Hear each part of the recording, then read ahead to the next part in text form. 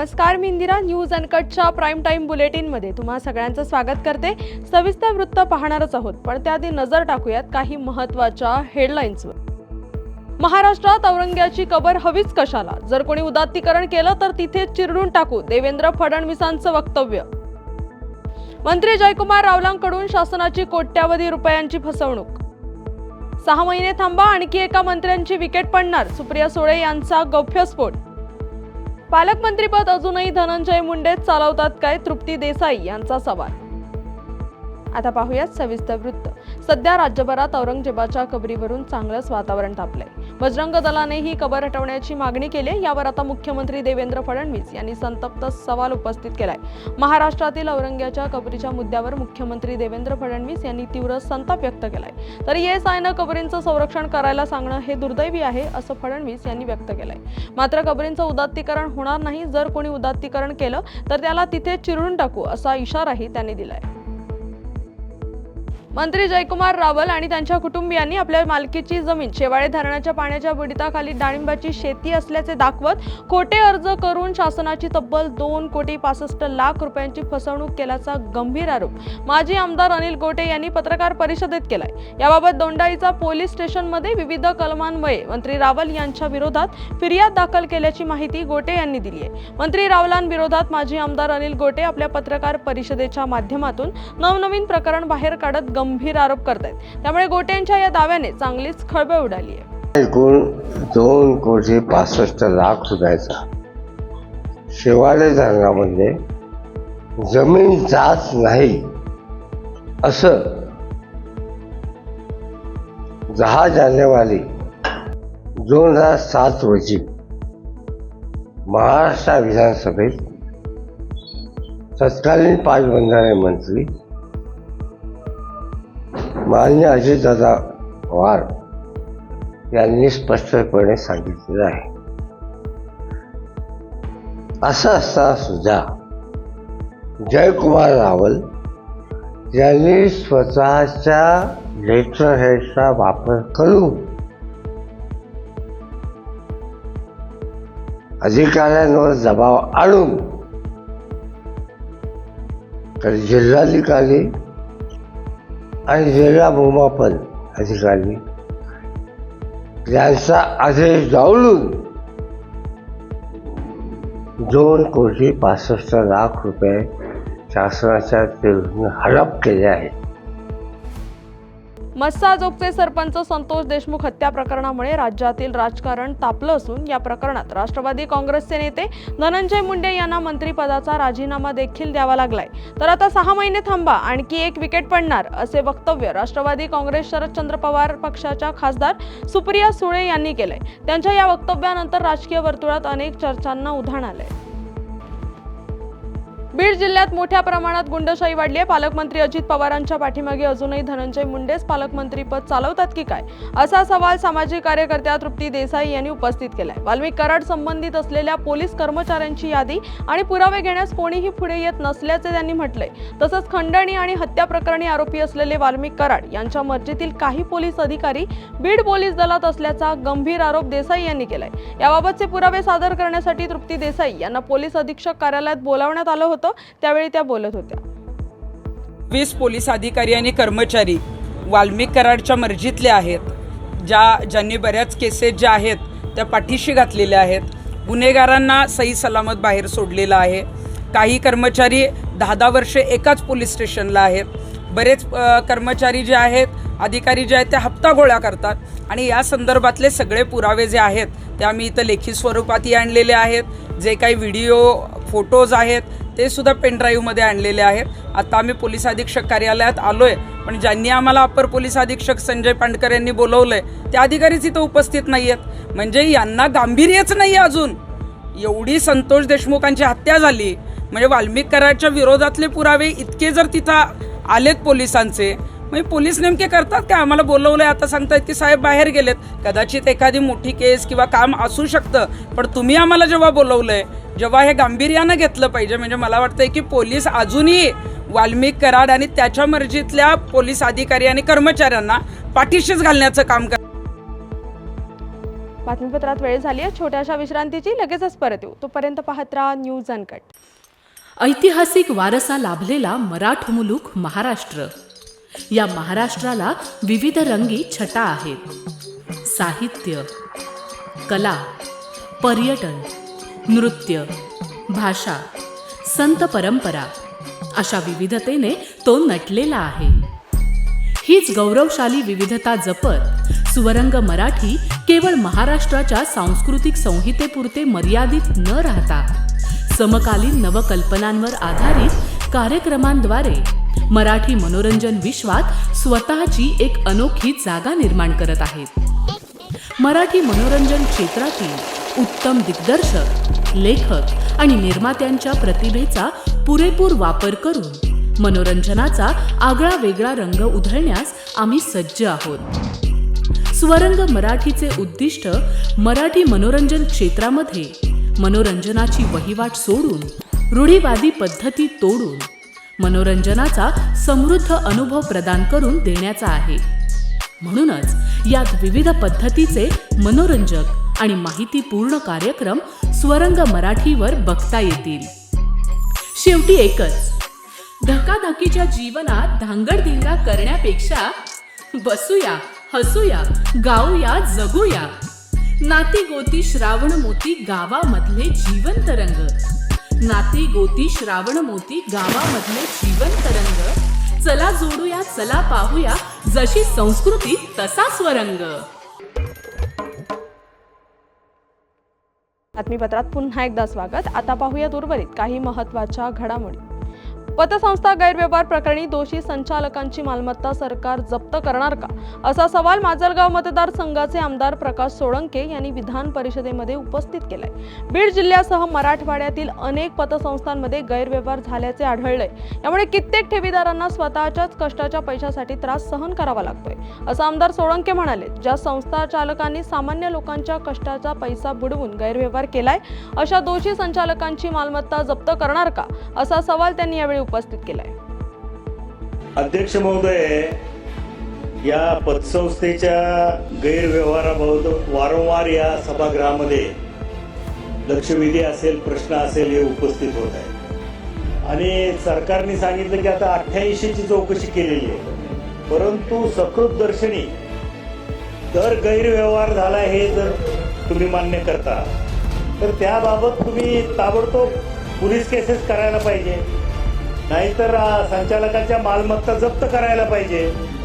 ही कारवाई सरकार करेल का? पोलीस गुन्हा नोंद करून ज्या संचालक आहेत त्यांची मालमत्ता जप्त करणार का? फलटण तालुक्यातील मल्हारराव होळकर यांचा जयंती दिन प्रथमच शासकीय पद्धतीने कार्यक्रम संपन्न झालाय. या कार्यक्रमाच्या अध्यक्षस्थानी विधान परिषदेचे सभापती प्राध्यापक राम शिंदे, पंचायत राज मंत्री जयकुमार गोरे, माजी खासदार रणजितसिंह नाईक निंबाळकर आदी मान्यवर उपस्थित होते. यावेळी प्रमुख पाहुण्यांच्या वतीने मल्हारराव होळकर यांच्या प्रतिमेचं पूजन करण्यात आलं. फलटण तालुक्यातील मुरुम येथील श्रीमंत मल्हारराव होळकर यांचं स्मारक हे भव्य दिव्य होणार असून त्यासाठी तब्बल 35 कोटी रुपयांची तरतूद करण्यात येणार असून हे स्मारक सर्वांना प्रेरणादायी ठरेल, असं प्राध्यापक राम शिंदे यांनी यावेळी सांगितलं. शिक्षकांच्या विविध मागण्यांसंदर्भात धुळे जिल्हा कनिष्ठ महाविद्यालयीन शिक्षक संघटनेच्या वतीनं जिल्हाधिकारी कार्यालयासमोर निदर्शनं करण्यात आली. विविध समस्यांबाबत शासनाकडून दुर्लक्ष होत असल्यानं नाराज झालेल्या शिक्षक संघटनेनं जिल्हाधिकाऱ्यांमार्फत शासनाला निवेदन दिले. धुळे जिल्हा कनिष्ठ महाविद्यालयीन शिक्षक संघटनेचा जिल्हा अध्यक्ष या नात्याने आम्ही महाराष्ट्रभर आज आंदोलन करीत आहोत. त्याच्यामध्ये आमच्या धुळे जिल्ह्यातले सगळं पदाधिकारी, प्राध्यापक बंधू भगिनी, माननीय जिल्हाधिकारी साहेब यांना निवेदन देण्यासाठी या ठिकाणी आज उपस्थित आहोत. आमच्या मागण्या ज्या आहेत त्या विद्यार्थी हिताच्या, शिक्षकांच्या हिताच्या, समाज हिताच्या दृष्टिकोनातून आम्ही सरकारकडे अनेक वर्षापासून मागणी करीत आहोत. त्याच्यामध्ये अनेक वर्षापासून 23 वर्षापासून आमचे प्राध्यापक बंधू भगिनी IT शिक्षक विना अनुदानावर काम करत आहेत. त्यांना कुटुंब आहे, त्यांना प्रपंच आहे, आईवडील म्हातारे झाले, त्यांची जबाबदारी आहे. आणि असं असताना 23 वर्षापासून ते विना वेतन काम करत आहेत. आणि म्हणून वेठबिगारपेक्षा वाईट अवस्था जर आमच्या प्राध्यापक बंधूंची होत असेल तर ही अतिशय पुरोगामी महाराष्ट्राच्या दृष्टिकोनाने ही चांगली गोष्ट नाही आहे. बातमीपत्रात वेळ झाली आहे छोट्याशा विश्रांतीची. लगेचच परत येऊ. तोपर्यंत पाहत राहा न्यूज अनकट. ऐतिहासिक वारसा लाभलेला मराठ मुलूक महाराष्ट्र. या महाराष्ट्राला विविध रंगी छटा आहेत. साहित्य, कला, पर्यटन, नृत्य, भाषा, संत परंपरा अशा विविधतेने तो नटलेला आहे. हीच गौरवशाली विविधता जपत स्वरंग मराठी केवळ महाराष्ट्राच्या सांस्कृतिक संहितेपुरते मर्यादित न राहता समकालीन नवकल्पनांवर आधारित कार्यक्रमांद्वारे मराठी मनोरंजन विश्वात स्वतःची एक अनोखी जागा निर्माण करत आहेत. मराठी मनोरंजन क्षेत्रातील उत्तम दिग्दर्शक, लेखक आणि निर्मात्यांच्या प्रतिभेचा पुरेपूर वापर करून मनोरंजनाचा आगळा वेगळा रंग उधळण्यास आम्ही सज्ज आहोत. स्वरंग मराठीचे उद्दिष्ट मराठी मनोरंजन क्षेत्रामध्ये मनोरंजनाची वहिवाट सोडून, रूढीवादी पद्धती तोडून मनोरंजनाचा समृद्ध अनुभव प्रदान करून देण्याचा आहे. म्हणूनच यात विविध पद्धतीचे मनोरंजक आणि माहितीपूर्ण कार्यक्रम स्वरंग मराठीवर बघता येतील. शेवटी एकच, धकाधकीच्या जीवनात धांगडधिंगा करण्यापेक्षा बसूया, हसूया, गाऊया, जगूया. नाती गोती श्रावण मोती गावामधले जिवंत रंग. नाती गोती श्रावण मोती गावामधले जिवंत रंग. चला जोडूया, चला पाहूया, जशी संस्कृती तसा स्वरंग. बातमीपत्रात पुन्हा एकदा स्वागत. आता पाहूयात उर्वरित काही महत्त्वाच्या घडामोडी.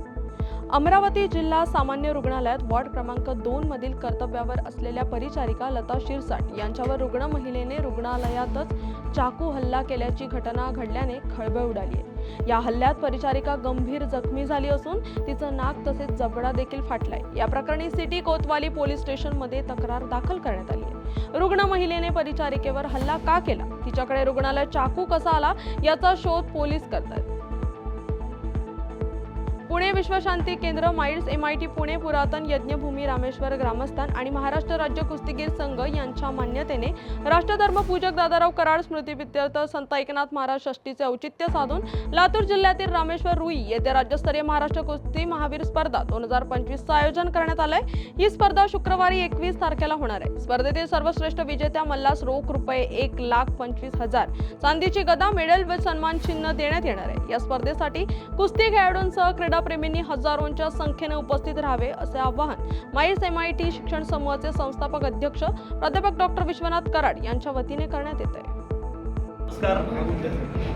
राष्ट्रधर्मपूजक दादाराव कराड स्मृती राज्यस्तरीय महाराष्ट्र कुस्ती महावीर स्पर्धा, या स्पर्धेचं 18वं वर्ष रामेश्वर रुई हे प्राध्यापक डॉक्टर विश्वनाथ कराड यांच्या गावामध्ये सातत्याने 18 वर्ष सुरू आहे.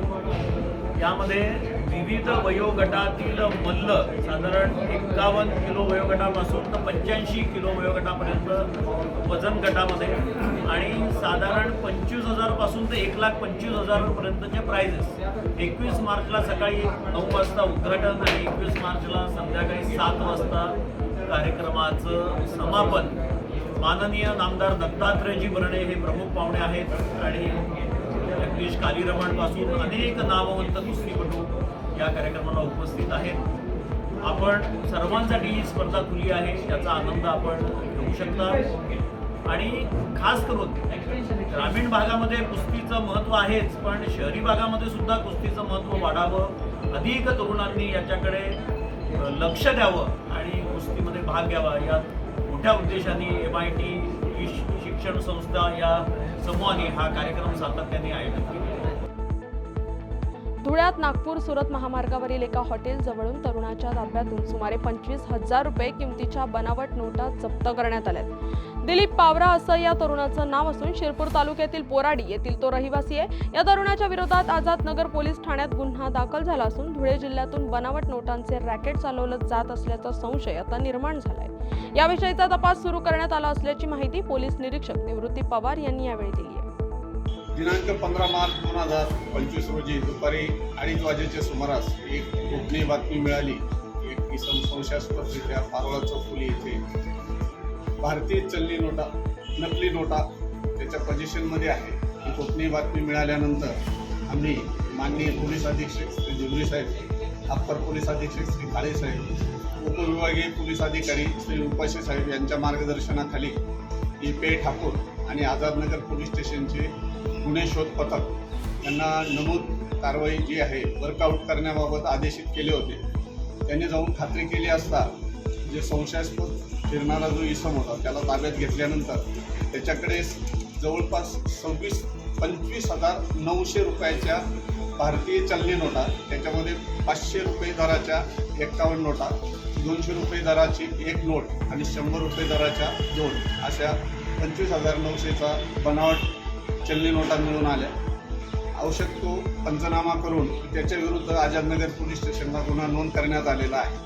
नमूद इसम दिलीप आल्मा पावरा हा न्यू बोराडी येथील राहणारा असून पुढील तपास आझादनगर पोलीस स्टेशनची पे ठाकूर करत आहे.